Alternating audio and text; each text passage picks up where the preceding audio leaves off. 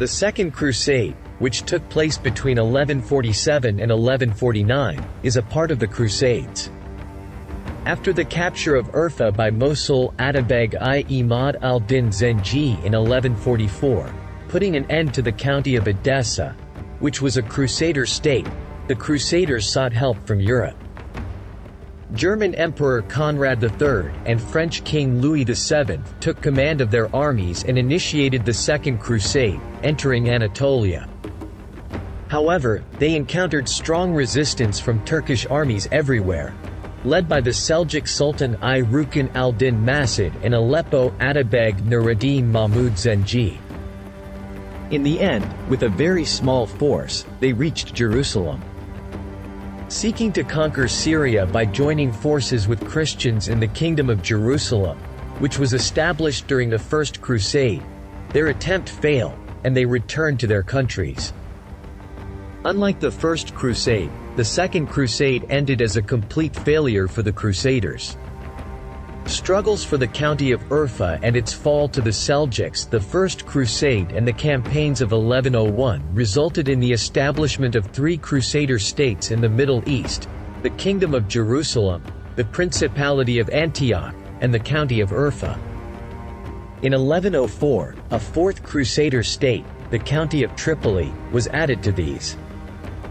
Among them, the county of Urfa had the lowest Frankish Christian population, making it the weakest of the Crusader states. It constantly faced threats from the surrounding Turkish beyliks and states, including the Artukids, Danishmendids, and the Sultanate of Rum. In May 1104, during the Battle of Haran between the forces of Urfa, led by Bedouin Borg, who would later become the king of Jerusalem, and the armies of the Turkish emir Sokman Bey of the Artukids and the Mosul emir Jekamish, the Christians suffered a significant defeat. Urfa's Count Bedouin Borg and Jocelyn de Courtenay were captured.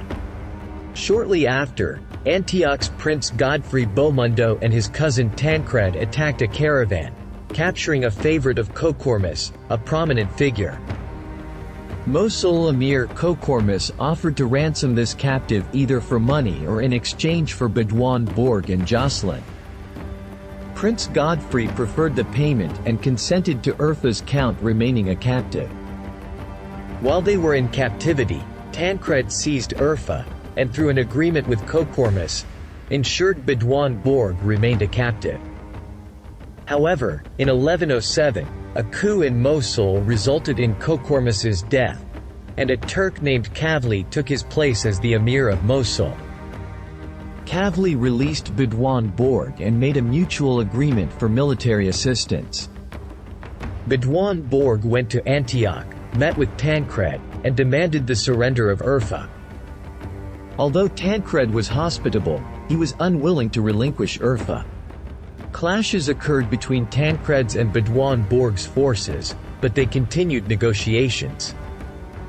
Eventually, a commission of priests, led by the Patriarch of Antioch, was established. Meanwhile, Antioch's Prince Bomundo also advised his nephew Tancred to hand over Urfa. The Patriarch and the commission ruled in favor of Bedouin Borg, and Tancred had to surrender Urfa. Bedouin Borg resumed his rule as the Count of Urfa. To fulfill the requests of his ally, Mosul emir Kavli, who facilitated his release, Bedouin Borg released Muslim prisoners in his realm and executed some Christian priests who openly insulted Islam. After being released, Bedouin Borg and Jocelyn de Courtenay were captured again after a second battle with Muslims in 1122. In 1125, after winning the Battle of Aziz, I Jocelyn re-established the county of Urfa and took the title of Count of Urfa. However, in 1131, I Jocelyn, the Count of Urfa, died in another battle. In contrast, I Imad al-Din Zengi, the Seljuk Atabeg of Mosul, seized Aleppo in 1128. Aleppo became a focal point of struggle between the Seljuk emirs of Mosul and Damascus. Afterward, I Imad al-Din Zengi turned his attention to Damascus. At the same time, 2. Baudouin, who was also the king of Jerusalem, sought to capture Damascus. In 1129, 2. Baudouin was defeated by Zengi's forces outside Damascus.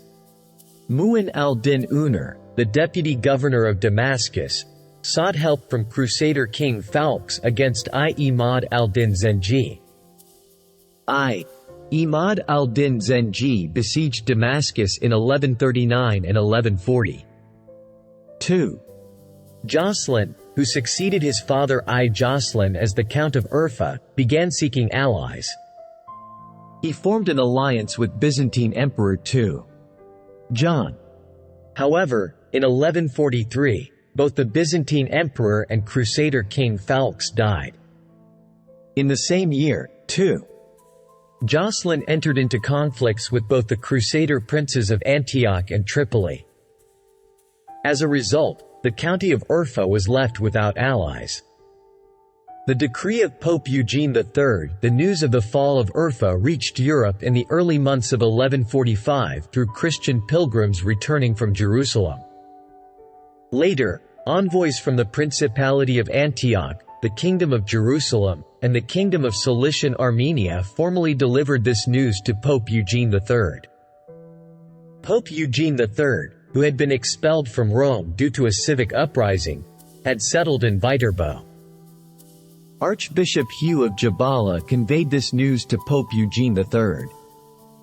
Hugh convinced the Pope that a new crusade would eliminate the Turkish threat looming over the Crusader states in the Middle East.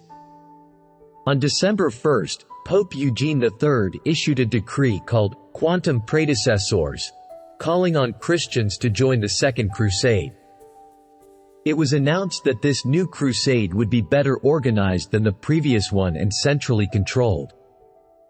According to the plan, the Crusader army would be gathered by priests and preachers accepted by the Pope. This army would be commanded by the most powerful kings of Europe, and the route the Crusader army would follow was predetermined. The initial reaction of the nobility and the common people to this papal decree was much worse than the Crusader leaders had anticipated, leading to the decision to publish a slightly modified second version of the decree in European churches. King Louis VII of France, without consulting the Pope, intended to fulfill an oath he had given to his brother Philip to go to Jerusalem. However, it was not decided whether this would be a peaceful pilgrimage or a military expedition. Many French nobles and high-ranking clergy were opposed to Louis's journey to Jerusalem. Louis sought advice from Bernard of Clairvaux, the head of the famous Clairvaux monastery. Bernard conveyed this consultation to the Pope, who was very pleased with the news. Meanwhile, the Pope's decree was presented to Louis VII, and on March 1, 1146, the decree was reissued. Pope Eugene III appointed Bernard of Clairvaux as an official preacher to gather Crusader soldiers by spreading the news in France. Bernard of Clairvaux, the abbot of Clairvaux Monastery, the Pope appointed Clairvauxian Bernard to deliver sermons on joining the Second Crusade. At the same time, he declared permission for the issuance of an indulgence document, similar to what Pope Urban II had done for the First Crusade, offering the remission of sins for those participating in the crusade before their death. In 1146, a traditional assembly was convened in the city of Vézelay, and on March 31, Bernard delivered a sermon during this assembly. King Louis VII of France, along with his wife Queen Eleanor of Aquitaine, and various princes and nobles, knelt at Bernard's feet during this gathering to take an oath to join the crusade. As a symbolic honor, red crosses made of fabric, which they would wear on their clothes like everyone else joining the crusade, were presented to them during this ceremony. Pope Eugene III personally participated in some cathedral sermons in France as part of the ongoing campaign to recruit soldiers for the Second Crusade. Afterward, Bernard of Clairvaux proceeded to Germany to continue his mission of gathering Crusader forces. Everywhere he went in Germany, rumors and stories spread about miraculous religious feats attributed to him, reaching every corner of the country. This highly effective religious propaganda undoubtedly attracted devout individuals from all over Germany who wanted to join the crusade. In Speyer, Bernard of Clairvaux publicly announced the participation of the Holy Roman German Emperor of the time, Conrad III, and his cousin Frederick Barbarossa, who would later become emperor, in the Second Crusade with a grand ceremony. While this fervent Catholic Christian propaganda continued, in the Rhine River region, Jews living in cities such as Cologne, Mainz, Worms, and Speyer faced attacks by the public, similar to the pogroms during the First Crusade. Many Jews were killed, wounded, and forcibly expelled from their homes. Catholic historians argue that Bernard of Clairvaux was not a Christian fanatic, personally condemning these massacres and pogroms. They claim that he personally witnessed these actions by a very extreme Catholic French monk named Rudolph, whom he urged to stop these acts. The commencement of the crusade in 1146, after a Frankish eunuch slave named Urenkes killed Zengi, too. Jocelyn attempted to reclaim Urfa but suffered defeat at the hands of Nur-ad-Din Mahmud Zengi in November 1146. On February 16, 1147, leaders of the French who wished to join the new crusade gathered in Étampes, deciding on the route they would follow. The Germans had already chosen the land route through Hungary. The primary reason for the Germans' choice of this route was the enmity between Sicilian King Roger II and German King Conrad III. Many French nobles, however, did not see the land route as a secure path, as it passed through the Balkans of the Byzantine Empire. Additionally, some French were aware of the constant criticism of the Byzantines by participants in the First Crusade. Eventually, the French also decided to follow the route taken by the German Conrad and set out on this journey on June 15. King Roger II was displeased with this decision and refused to participate in this crusade. While the French king was on the crusade, Monk Sugar and Count William II of Nevers were chosen as regents to govern France. To increase the number of participants from Germany in the crusade, Monk Adam of Ebrach embarked on a preaching tour, resulting directly in Otto von Freising's acceptance of the crusade. On March 13, 1147, in Frankfurt, Frederick, Duke of Swabia and the son of Holy Roman German Emperor Conrad, was elected as the Holy Roman German Emperor, while Archbishop Henry of Mainz was appointed regent in Conrad's absence. 5 years later, Conrad chose his nephew Frederick Barbarossa as his successor. The Germans had agreed to start the crusade on Easter Sunday in the spring. However, for various reasons, they delayed the expedition until the end of May 1147. The passage of the Germans through Anatolia in June 1147. Cardinal Dietwin accompanied the Germans participating in the crusade as the representative of the Pope. The Germans hoped to meet with the French Crusaders in Constantinople. 3. Conrad, who commanded the German Crusaders, had previously been to Jerusalem and was a well-informed commander about the previous First Crusade. He had planned for this campaign to be better organized. However, the lower classes, consisting of peasants abandoning their plows and servants leaving their duties, who were not soldiers and found it impossible to comply with military discipline, also joined his crusade, along with men, women, and children. While a part of this army went by sea, a large part followed the Danube River on foot. Duke Ottokar of Styria joined the Crusade army in Vienna with the Austrian Crusaders. Then they moved on to Hungary. Although King Geza II of Hungary sided with Sicilian King Roger II, who was a personal enemy of III. Conrad, he allowed the German Crusader army to pass through his country without causing any harm. When this German Crusader army entered Byzantine territory, it appeared as a threatening force of 20,000 people. Byzantine Emperor Manuel I feared that this large army would attack his country. Therefore, taking an example from and lessons learned from the First Crusade, a detailed defense organization was established on the Crusaders' route. The passage of the Crusader armies through the Balkans was planned stage by stage. Byzantine army units were stationed at each stage, and markets were set up for the Crusaders to obtain supplies and food. If the Crusaders caused any trouble, orders were given for immediate military intervention by Byzantine forces.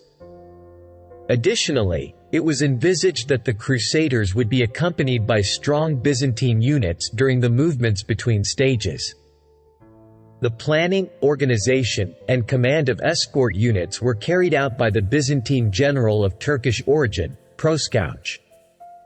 Indeed, the German Crusader army passed through the Balkans without causing much trouble. However, near Philippopolis, there was a disturbance between the non-military and poor members of the Crusader army and the city's residents. In Hadrianopolis, there was a serious clash between Byzantine general Proskauch and Conrad's nephew Friedrich due to a local bandit killing some German Crusader soldiers. Friedrich, using the excuse that the bandit was hiding, set fire to and burned down a nearby monastery, causing the death of almost all innocent monks in the monastery. This led to mutual conflicts and continued. Unexpectedly, on the eve of September, a disaster struck the camp of the German Crusaders at a stage camp near Constantinople, by a dry stream near present-day Büyük Çekmece, causing significant material and human losses. Finally, on September 10, the exhausted German Crusader army reached Constantinople and was placed in a camp outside the walls near Pera. The relationship between the Byzantine emperor and the Germans was strained because Conrad had rejected the request of crossing Anatolia via the Dardanelles, which Emperor Manuel had apparently preferred. When Conrad reached Constantinople, Manuel made another request from him. He asked Conrad to leave some German troops behind to use against Sicilian King Roger II, who had been raiding and looting cities in Greece. Despite Conrad's hostility towards Ruggero, he did not agree to this offer. The Germans decided to cross Anatolia as soon as possible. After the German Crusader army crossed into Anatolia, Conrad decided it was unnecessary to wait for the French and, instead, marched with his army towards Konya, the capital of the Anatolian Seljuk state. When they reached Nicomedia, Conrad divided the German Crusader army into two groups for this march. Conrad himself would command the first main group of the Crusader army. The second group, consisting of the army's supplies, civilian Crusader followers, pilgrims, and sufficient military units to protect them, was placed under the command of Otto, Conrad's half-brother and the Archbishop of Freising. The first group, commanded by Conrad, set out on the path followed by the Crusader army in the First Crusade. When the German Crusader army reached Doralian near Eskişehir, the Seljuk army was waiting for them. However, unlike the First Battle of Doralian in the First Crusade, the Second Battle of Doralian unfolded unfavorably for the German Crusaders. The Seljuk army, using light cavalry units, initially attacked the Germans, then pretended to retreat, successfully separating the German cavalry from the main Crusader army. Subsequently, the Seljuk army launched separate attacks against the weakened Crusader army and the relatively small German cavalry unit following the Seljuk cavalry, achieving victory against both. Thus, the Second Battle of Doralian on October 25, 1147, resulted in the elimination of a significant portion of the first group of the German Crusader army by the Seljuks. Conrad began to withdraw towards Constantinople with the remaining remnants of his army. These remnants were subjected to daily ongoing Seljuk attacks, and in one of these attacks, Conrad himself was wounded.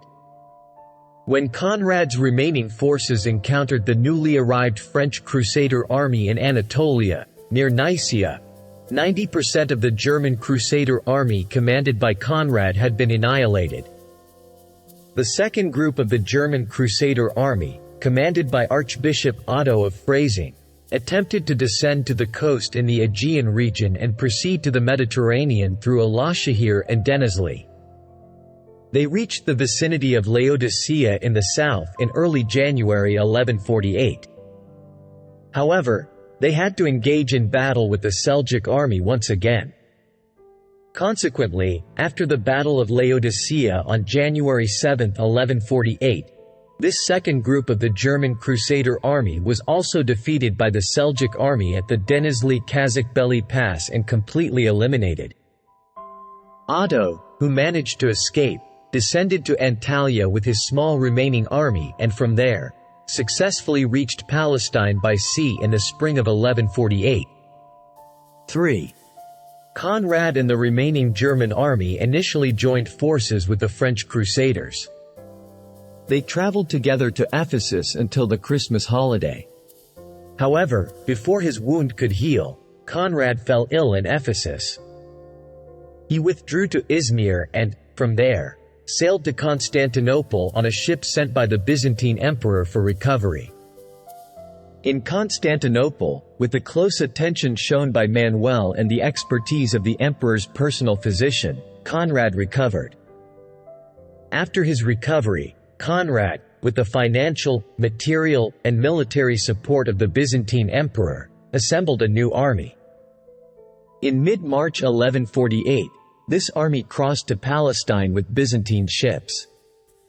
The passage of the French through Anatolia in June 1147, the French Crusader army, consisting of contingents from Lorraine, Brittany, Burgundy, and Aquitaine, led by King Louis VII of France, along with commanders such as I.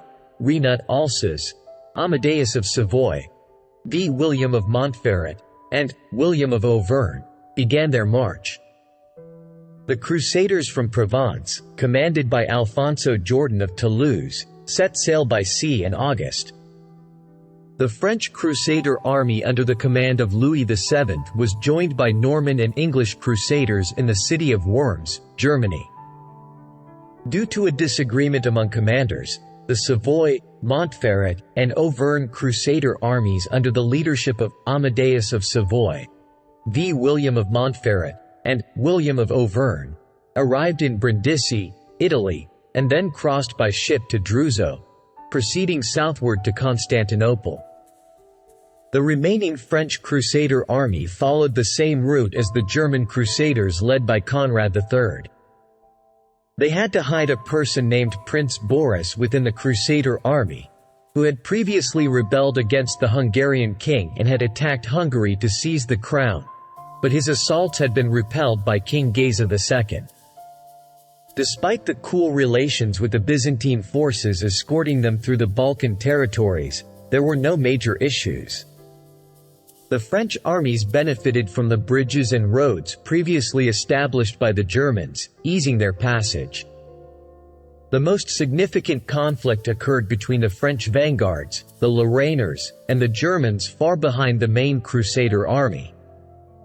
The main French Crusader army under Louis VII reached Constantinople on October 4–5, 1147, and a few days later, the French arriving from Italy also reached the city.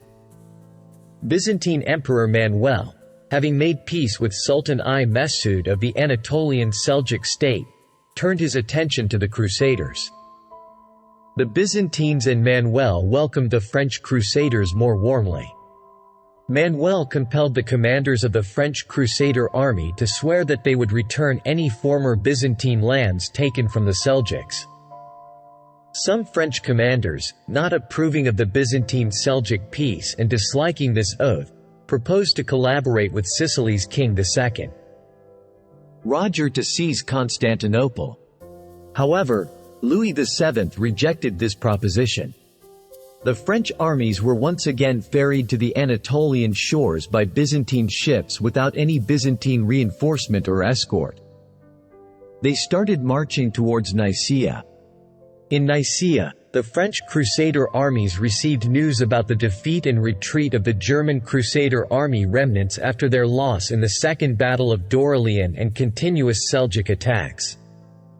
Soon, they encountered the remnants of this army and the wounded Conrad at Lopatium. Conrad's remnants joined forces with the French Crusader army, but Conrad informed them that the remnants of his army could not take on either a vanguard or a rearguard role. The united Crusader army marched through Balikesir, Bergama, and Izmir, reaching Ephesus just before Christmas. During this time, they received a warning from Manuel about the Seljuk and Danishmend armies gathering west of Konya and moving towards the Aegean, advising them to proceed with caution.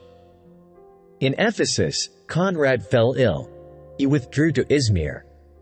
From there, he sailed to Constantinople on a ship sent by the Byzantine emperor for recovery.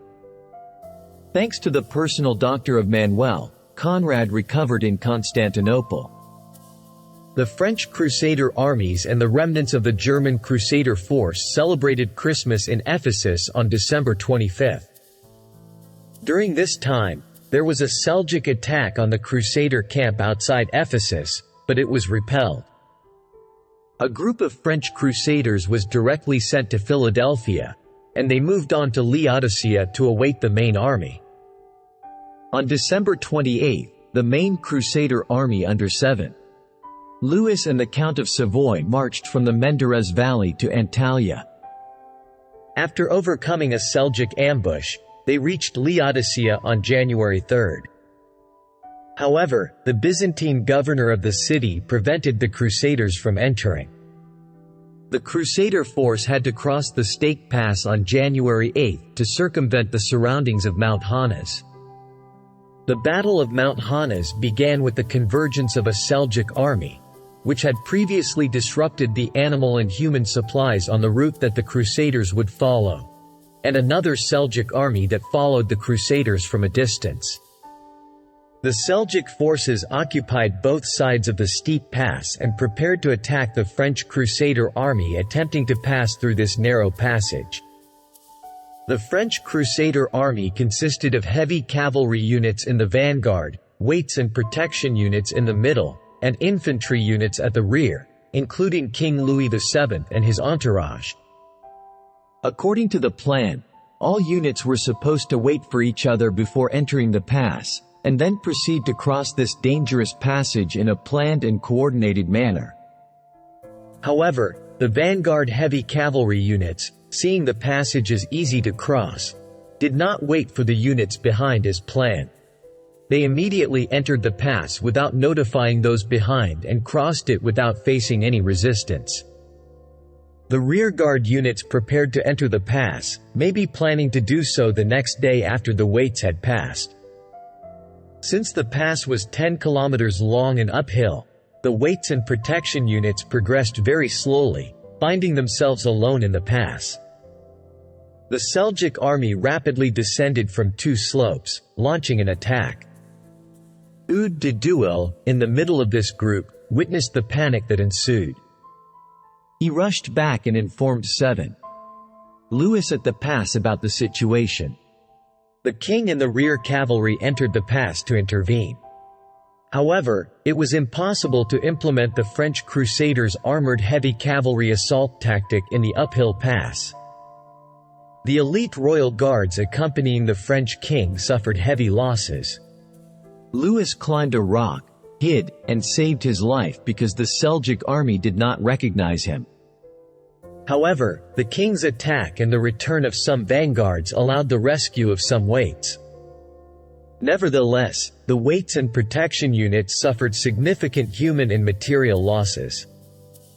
As evening fell, those who could save themselves began to leave the pass. After this, Louis VII began to implement a new tactic recommended by the Templars. When attacked by Seljuk forces, the attacked unit was ordered to stand its ground, protect itself, and not counterattack. As the Crusader army crossed the Dalaman River, they faced another Seljuk attack. Due to this new tactic, they repelled the Seljuks without significant losses. However, the Seljuk army managed to eliminate the animal supply sources along the expected routes of the Crusaders a day or two before their arrival, by driving large herds of sheep through those areas. This tactic had a significant impact on the horses of the Crusader army eager to pass through immediately. In contrast, it did not have much effect on the local population living in this region. Finally, on January 10, the French Crusader army arrived at the fortress of Adalia.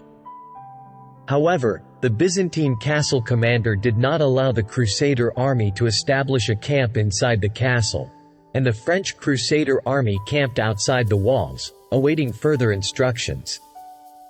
7. Louis was expecting the arrival of the Byzantine fleet to transport his entire army to either Antioch or Palestine.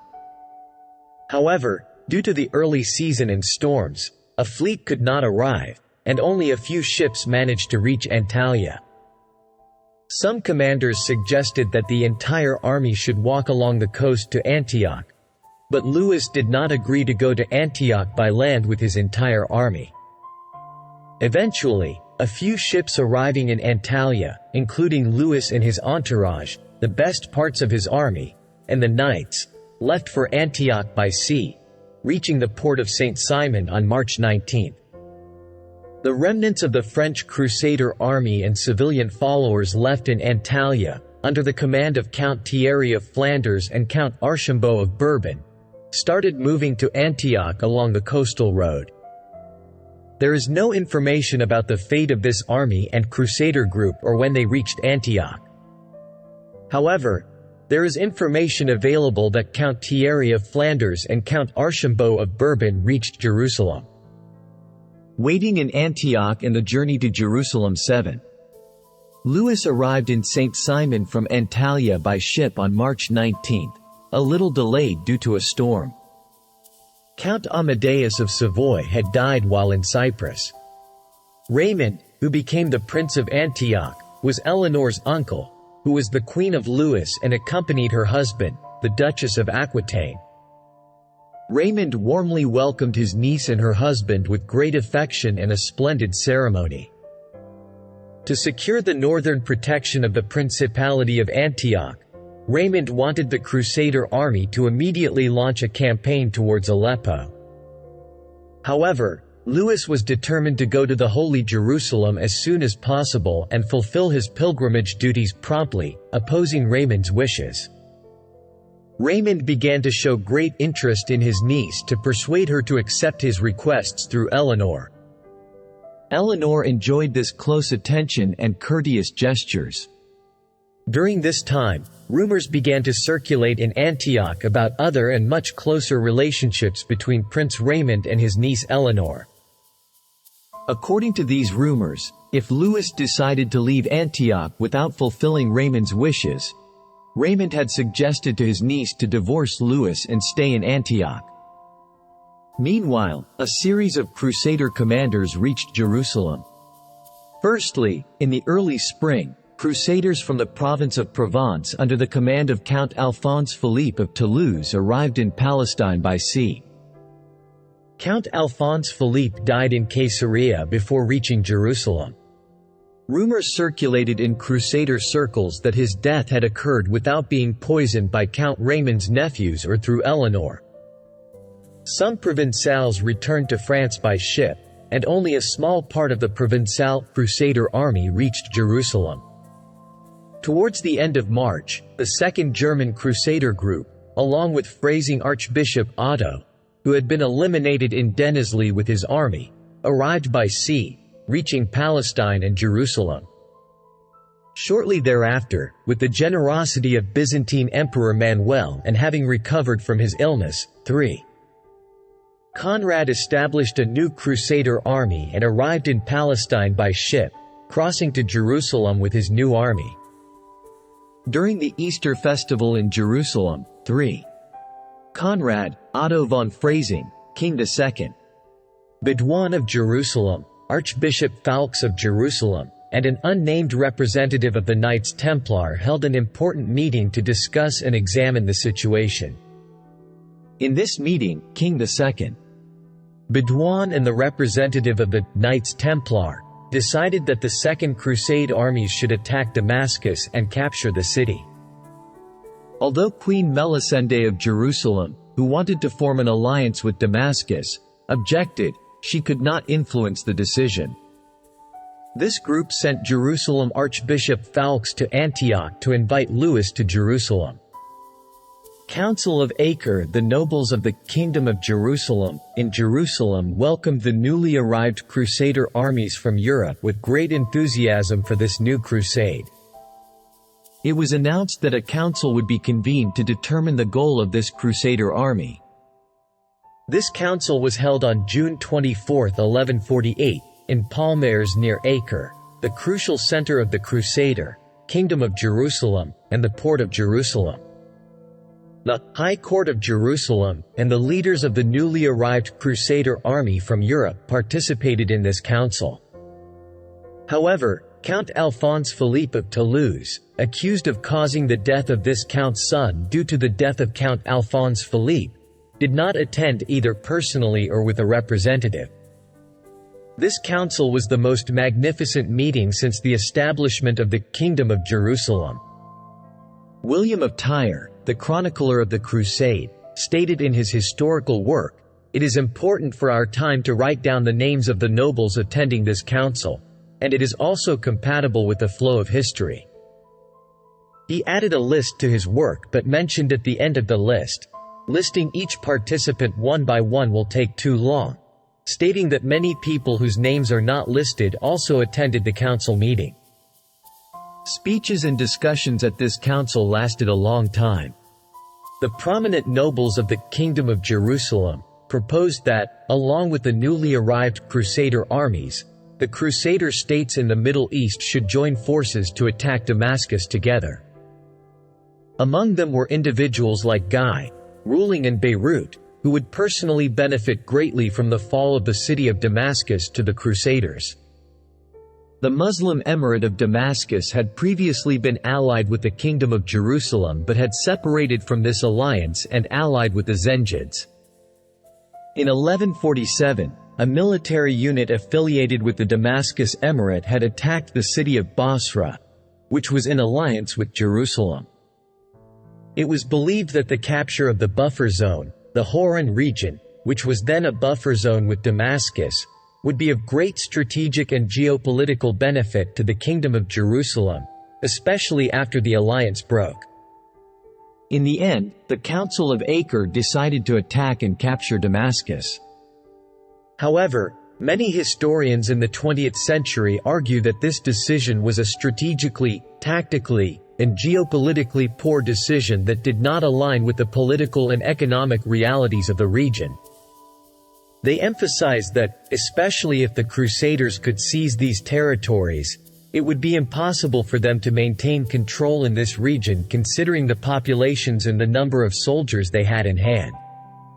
Siege of Damascus. See also Siege of Damascus. Although legally belonging to the Great Seljuk state until 1157, the city of Damascus and the region were under the rule of the Burid Emirate, established by Zahireddin Tutakin in 1104, which dominated Syria and Lebanon.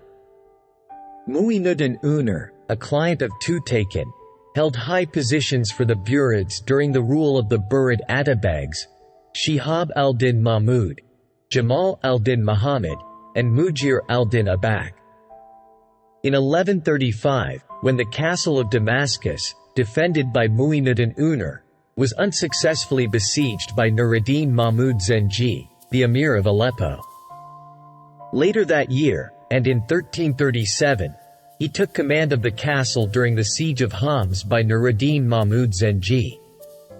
In 1138, Shihab al-Din Mahmud, the Burid Atabeg of Damascus, appointed him as the governor of Damascus, giving him the title Isfasalar. After Shihab al-Din Mahmud, during the Atabgate of Jamal al-Din Muhammad, Mu'inuddin Unar served as the governor of Homs, Bari, and Baalbek once again. When Jamal al-Din Muhammad was assassinated in 1140, Mu'inuddin Unar took charge of the administration in Damascus as the regent for his son Mujir al-Din Abak. Mu'inuddin Unar's political strategy was to keep Damascus practically independent under his personal rule. In 1140, after purchasing military support from the Christian Holy Kingdom of Jerusalem, his southern neighbor, for the castle of Banias, he turned this cooperation into a formal alliance with the Holy Kingdom of Jerusalem. However, this alliance began to deteriorate with the arrival of the armies of the Second Crusade to Jerusalem in 1148. Upon learning about the results of the Council of Acre, Mu'inuddin Unar prepared the city for a siege. He formed a defensive army with paid and volunteer soldiers gathered from around and volunteers from within the city. Additionally, he sought support and military aid from Nuruddin Mahmud Zengi, the Zengid Atabeg centered in Aleppo to the north of Damascus, and Saif al-Din Zengi, the Zengid Atabeg in Mosul.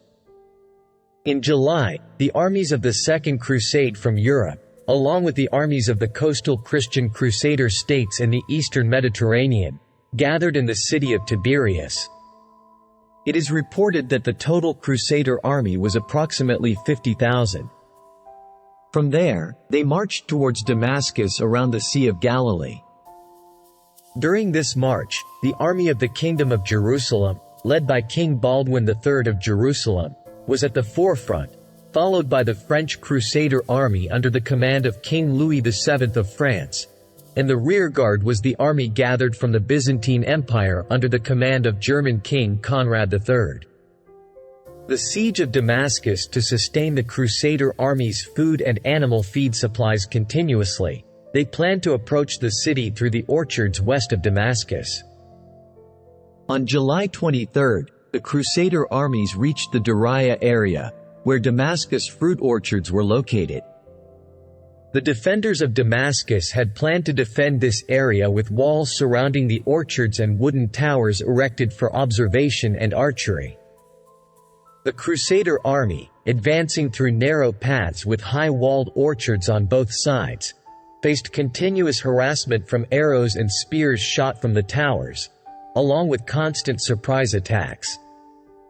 On July 24, the Crusaders dislodged the defending army from the fruit orchards. The fleeing defenders crossed the Barada River and returned to the city.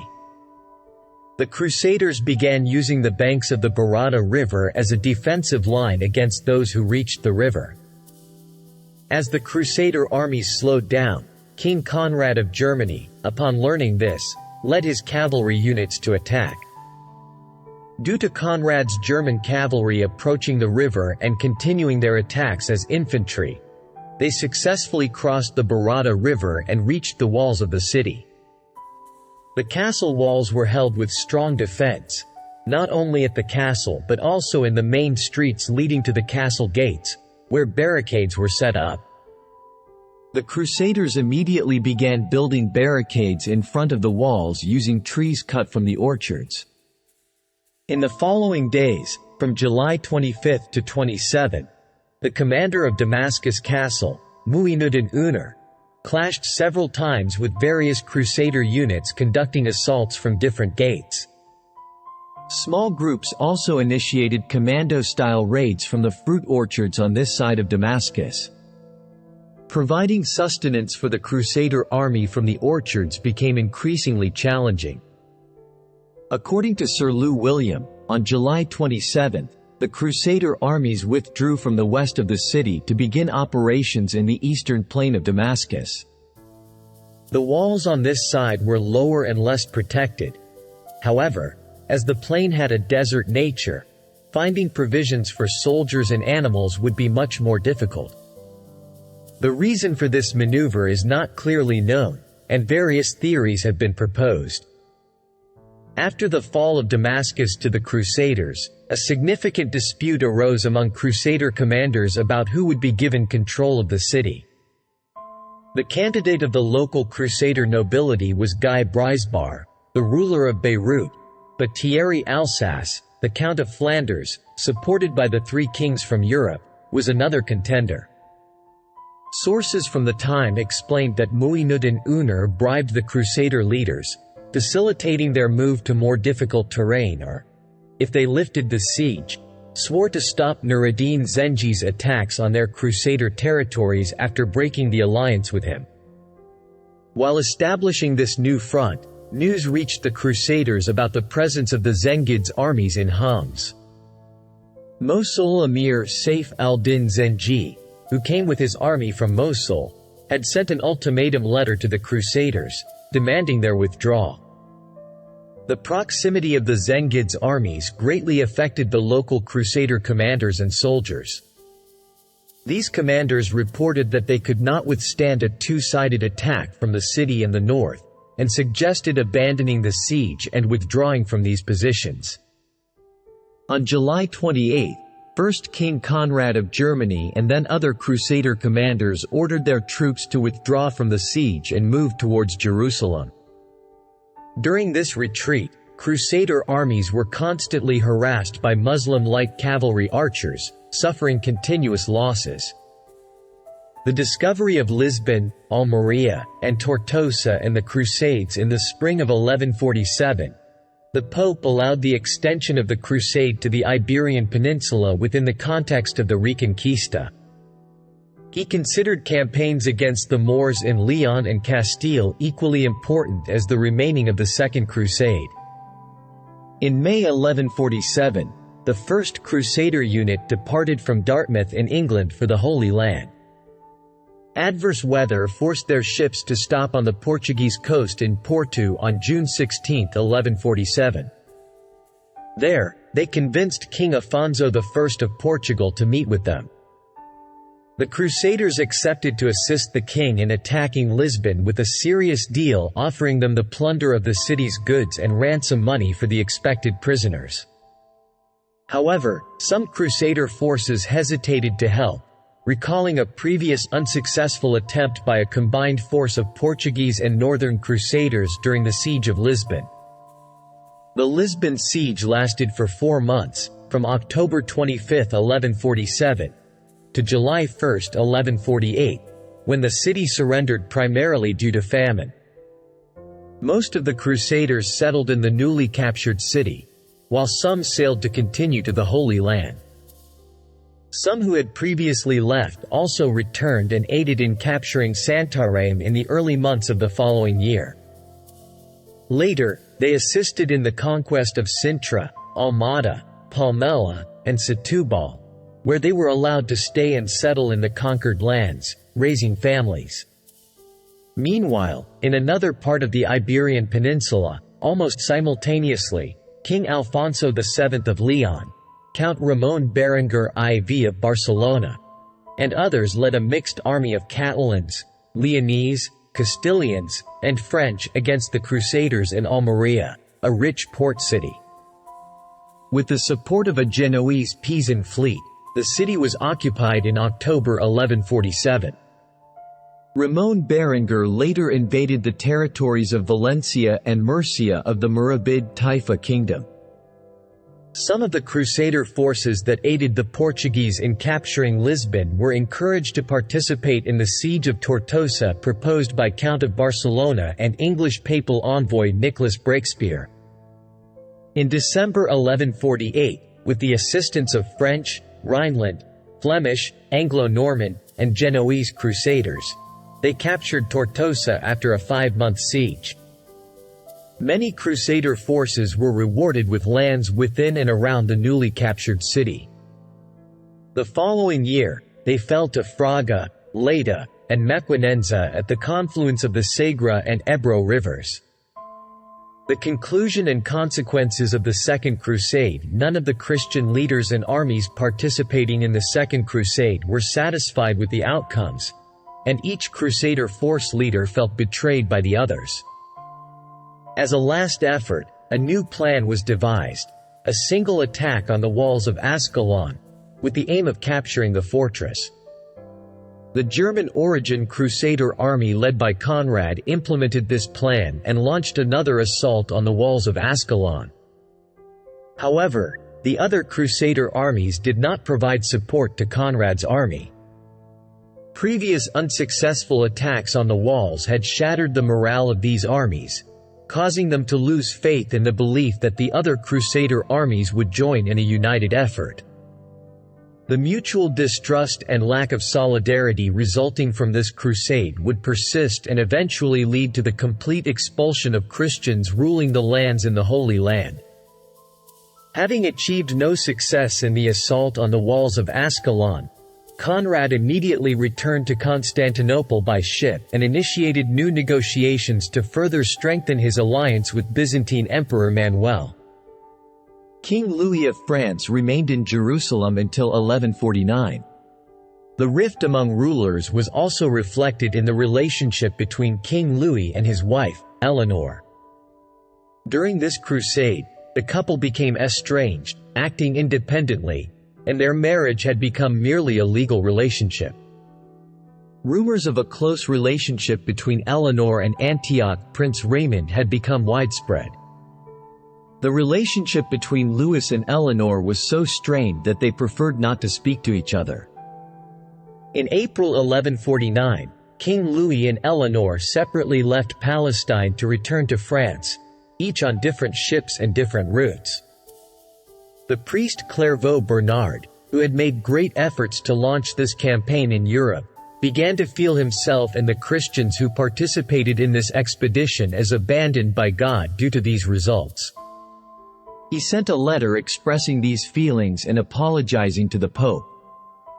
The contents of this letter can be found in the second part of his work, Book of Consideration.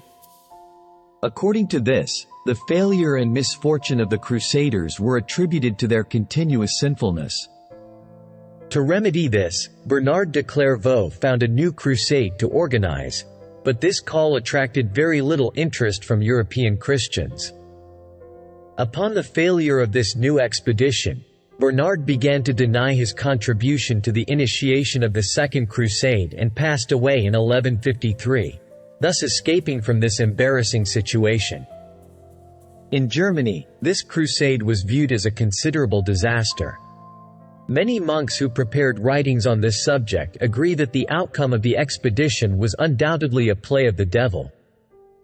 A chronicler named Annales Herbipolens in Würzburg, a chronicler whose name is unknown, mentioned in a chronicle that noble families in Germany had disappeared in Anatolia for many years, allegedly taken by Armenian intermediaries, and believed to have fallen into captivity and used as slaves.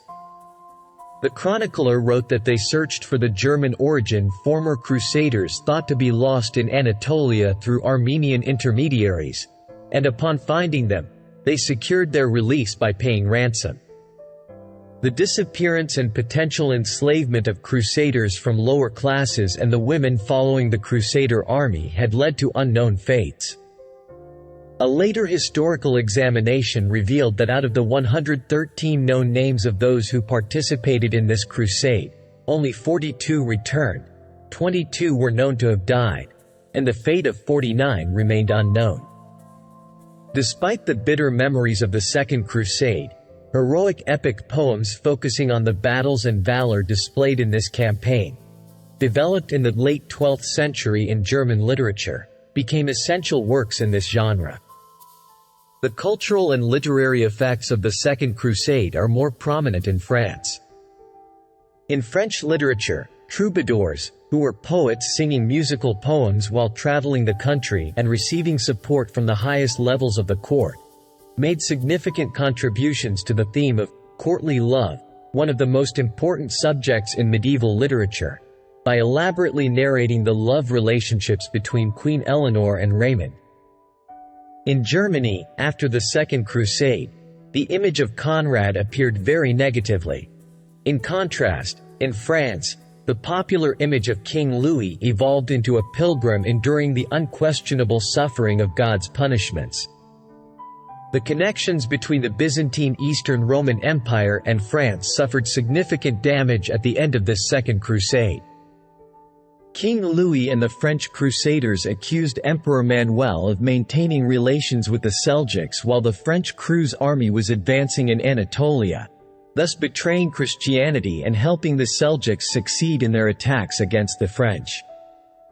The memories of this campaign continued to have consistently adverse effects on relations between France and Byzantium in the 12th and 13th centuries. Within the Byzantine Empire, the politics and strategy of the emperor during this campaign were seen as a pinnacle of Byzantine diplomacy. After the death of Emperor Manuel, Bishop Eustathius of Thessalonica, who wrote praises for his memories, expressed it as follows: "He engaged in a skillful manipulation with his enemies that could be envied, playing one enemy against the other continually to achieve peace and tranquility." In 1149, in Damascus, the Atabeg Mu'inuddin Unar passed away, and Emir Abu Sa'id Mujir al-Din Abak bin Muhammad assumed control. However, the commander of the urban militia forces in the city, Muayyad al-Dawla bin Sufi, played a significant role in the defense of the city. 2 months after the new Atabeg took office, Muayyad al-Dawla plotted against Abak. The ensuing conflict in Damascus resulted in the end of the rule of the Burids in the city and its conquest by Nur-ad-Din Mahmud Zengi, the ruler of Aleppo and another Atabeg, in 1154.